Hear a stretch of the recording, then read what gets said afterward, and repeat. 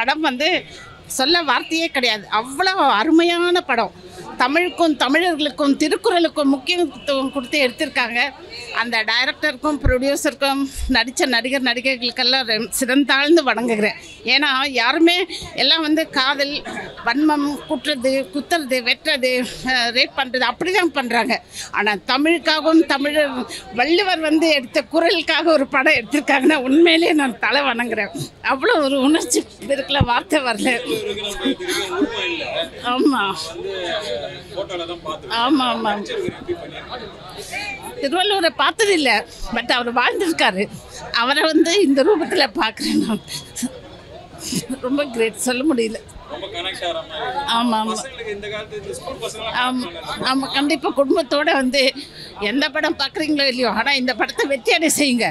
ஏன்னா வந்து கம்மி பட்ஜெட் தான், பட் சூப்பராக கருத்துக்கள் சொல்லியிருக்காங்க. அந்த நல்ல கருத்துக்கள் எடுத்துக்குவோமே. இப்போ எத்தனை பேர் வந்து குடிச்சிட்டு குடும்பம் அழிஞ்சிட்டு எப்படியெல்லாம் இருக்காங்க. அந்த ஒழுக்கமான வாழ்க்கை வாழுங்க. அவர் தொடாத சப்ஜெக்டே கிடையாது. கல் உண்ணாமை, அதுக்கப்புறம் படைத்தளபதி, ஒரு அரசன் எப்படி வாழணும், குடிமக்கள் எப்படி இருக்கணும்னு சொல்லிட்டு எல்லா உதாரணத்தையும் புக்கில் தான் படிச்சிருக்கோம். ஆனால் இதில் வந்து வாழ்ந்து காமிச்ச மாதிரி ஒரு படமே எடுத்திருக்காங்கல்ல. அப்போ இந்த மாதிரி படத்துக்கெல்லாம் சப்போர்ட் பண்ணுங்கள். அதை விட்டுட்டு வந்து எப்படி கொள்ளை அடிக்கலாம், எப்படி கொலை பண்ணலாம், எப்படி மோசம் பண்ணலான்னு பண்ணுற அந்த மாதிரி வேண்டாம். இந்த மாதிரி வாங்க, நல்ல கருத்துக்கள் நம்ம அடுத்த தலைமுறைக்கு சொல்லுங்கள். இப்போ அரசாங்கமும் இது பார்க்கும்போது இந்த கல்லுக்கடையெல்லாம் கல்லுக்கடை ஒயின் ஷாப் எல்லாம் மூடிட்டு ஜனங்களை வந்து வாழ விட்டு குடும்பத்தோடு வாழ விடுங்க. அந்த ஒரு கருத்துக்கள் எனக்கு தேவையான இடத்துல போட்டிருக்காரு. கொஞ்சம் ஒரு பாதி வந்து அமைதியாக இருக்குது. அதுக்கப்புறம் எந்த இடத்துல மியூசிக் போட்டணுமோ போட்டிருக்காங்க. ரொம்ப அமைதியாக இருக்குது. கண்டிப்பாக ஆமாம் ஆமாம், டிக்கெட் கம்மி பண்ணணும். வரியே இல்லாமல் இருந்தால் இன்னும் நல்லாயிருக்கும். இந்த மாதிரி படத்துக்கெல்லாம் நம்ம வரவேற்காம யார் வரவேற்பாங்க? நம்மளுடைய வள்ளுவர், நம்மளுடைய தமிழ் அப்படின்போது நமக்கு அது இம்பார்ட்டன்ட் கொடுக்கணும் இல்லைங்களா? அது இல்லாமல் இதில் தமிழில் நிறைய வார்த்தைகள், புதிய வார்த்தைகள்.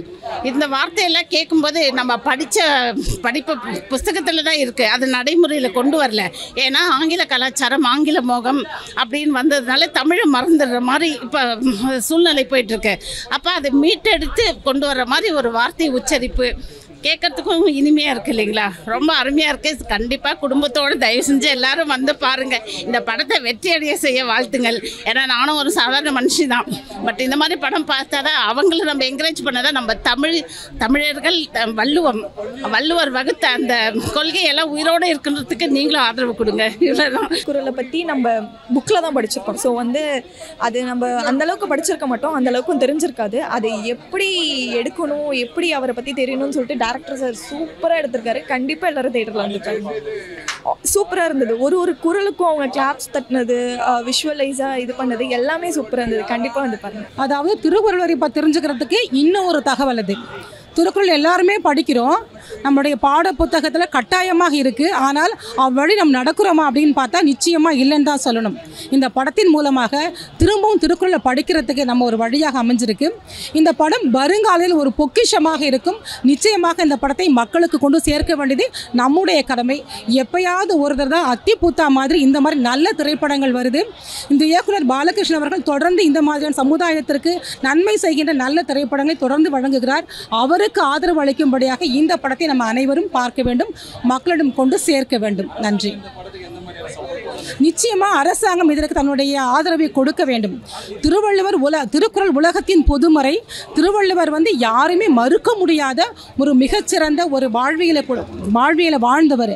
அப்படி இருக்கும்போது நிச்சயமாக நம்முடைய தமிழக அரசு, தமிழை போற்றுகின்ற இந்த தமிழக அரசு நிச்சயமாக இதனுடைய ஆதரவு கரத்தை நீட்டும் என்று நான் நம்புகிறேன். படம் ரொம்ப நல்லா இருக்கு, ரொம்ப எக்ஸ்ட்ராடினரியாக இருக்குது. ஒரு பொன்னியின் செல்வனை நான் எவ்வளோ ரசித்தேனோ அந்த அளவுக்கு நான் இந்த படம் ரசித்தேன். பட் பொன்னியின் செல்வனில் எல்லாம் ஸ்டார்ஸ் இருந்தார். இதில் எல்லா ட்ராமா ஆர்டிஸ்ட்டு நமக்கு தெரிஞ்சவங்களெல்லாம் சுப்பிரமணியம் சிவா, கொட்டாச்சி, ஓஏகே சுந்தர் பையன் நினைக்கிறேன், அவங்க நடிச்சிருக்காங்க. மீதி எல்லாம் யாருக்கும் அவ்வளோ தெரியாது, பட் நடித்தவங்களெல்லாம் ரொம்ப நல்லா நடிச்சிருக்காங்க. தனலக்ஷ்மி ஹீரோயின் ரொம்ப நல்லா பண்ணியிருக்காங்க, ரொம்ப சூப்பர் கேஸ்டிங். அப்போ நம்ம தம்பிச்சோழன் அவர் ரொம்ப நல்லா நடிச்சிருக்காரு, உயிர் கொடுத்துருக்காரு.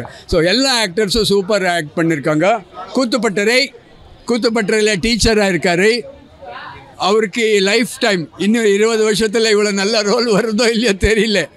Master piece. சாவர் வரைக்கும் வர்றதுக்கு வாய்ப்பு இல்லை. இதோட ஒரு இல்லை வரணும். பட் இந்த மாதிரி 10 வருஷத்துக்கு ஒரு படம் வந்தால் கூட மனசில் நிற்கும். ஃபோட்டோகிராஃபி ரொம்ப நல்லா இருக்குது, லொக்கேஷன் ரொம்ப நல்லா இருக்குது. ஒரு 4-5 crores ஒரு 100 கோடி ரூபாய் படம் எப்படி பண்ணலான்ட்டு பாலகிருஷ்ணர்கள் ப்ரூவ் பண்ணியிருக்காங்க. 3 வருஷம் ஸ்கிரிப்ட் ரிசர்ச் பண்ணியிருக்காங்க.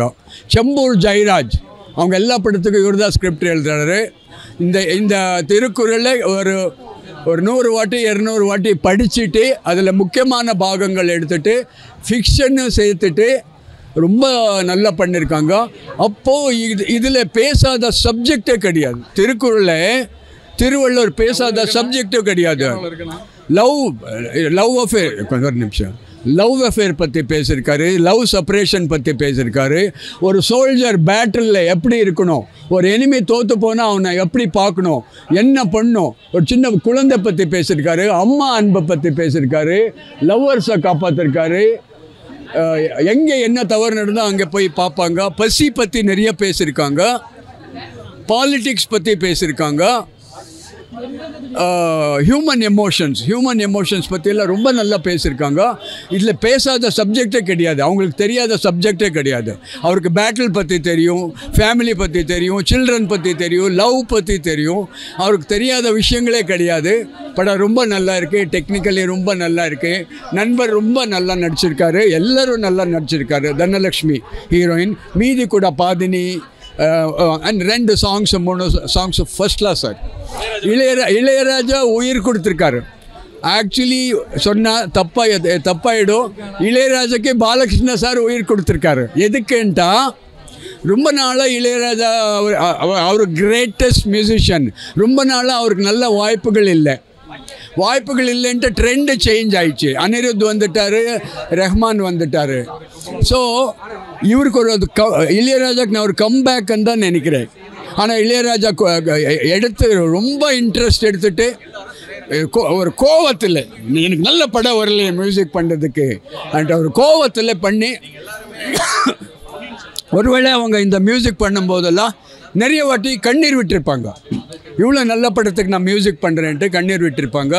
ரொம்ப நல்லா ஆக்ட் பண்ணியிருக்காங்க. நல்ல சப்ஜெக்டு, நல்ல எடிட்டிங்கு, நல்ல லொக்கேஷன்ஸு, வார் சீன்ஸ் எல்லாம் ரொம்ப நல்லா இருக்குது. நிறைய எலிஃபெண்ட்ஸ் கொண்டு வந்திருக்காரு, நிறைய ஹார்சஸ் கொண்டு வந்திருக்காரு. ஒரு இந்த மாதிரி சப்ஜெக்ட் எல்லாம் பண்ணுன்ட்டு பெரிய பட்ஜெட் வேணும். எவ்வளோ அழகாக ஒரு 3-4 crores எவ்வளோ அழகாக பண்ணலான்ட்டு பாலகிருஷ்ணன் காட்டிருக்காங்க. தமிழெல்லாம் சூப்பர்பாக இருக்குது.